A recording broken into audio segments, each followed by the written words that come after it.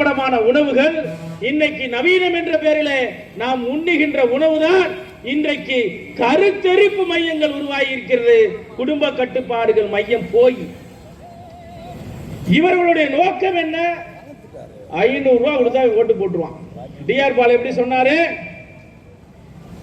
100 வருஷம் கோயில கூட நாங்க இடிச்சிருக்கோம், 200 வருஷம் கோயில கூட இடிச்சிருக்கோம்.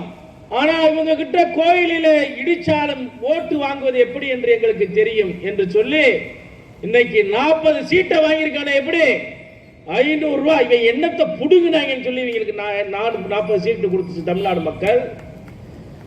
எலெக்ஷன்ல நின்றவன கூட இவனுக்கு யாருன்னு தெரியாது. எலெக்ஷன்ல ஒரு கழுதையை நிப்பாட்டி நாமினேஷன் கட்டினா கூட ஓட்டு போட்டுருவான். ஏன்னா இவனுக்கு வேட்பாளரை யாருன்னு தெரியாது. வேட்பாளரை யாருன்னு தெரியாம ஓட்டு போடுற ஒரு சமுதாயம் இருக்கிறது என்று சொன்னால் அது தமிழ் சமுதாயம் தான். அறிவு சார்ந்த மக்கள், உலகத்திற்கு முன்னோடியாக இருந்த தமிழர்களை முட்டாளாக்கியது திராவிடம். முட்டாளர்கள் ஆக்கி நீ அறிவாளி அறிவாளி அறிவாளி என்று சொல்லி நம்மளை புறம் அடி முட்டாளாக்கியது திராவிடம். இன்னைக்கு இவன் தான் 500 ரூபாய் கொடுத்தா ஓட்டு போடுற அளவுக்கு கொண்டு வந்து நிப்பாட்டி வச்சிருக்கானா. நம்மளுடைய நிலை என்ன?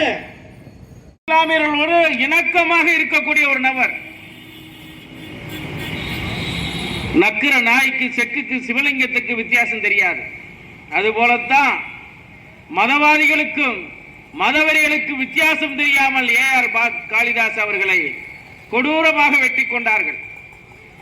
அந்த நிகழ்வு நாங்கள் அவரை மதுரை ராஜாஜி மருத்துவமனையிலே அங்கே வெட்டியவர்களை ஏதோ தெருவிலே ஒரு நாய் செத்து கிடந்தால் எப்படி இழுத்து கொண்டு அந்த வண்டியில ஏற்றுவது போல அன்றைக்கு காவல்துறை அவரை ஏற்றினார்கள் அந்த வண்டியில. இதெல்லாம் நாங்க கண்ணால பார்த்த விஷயம்.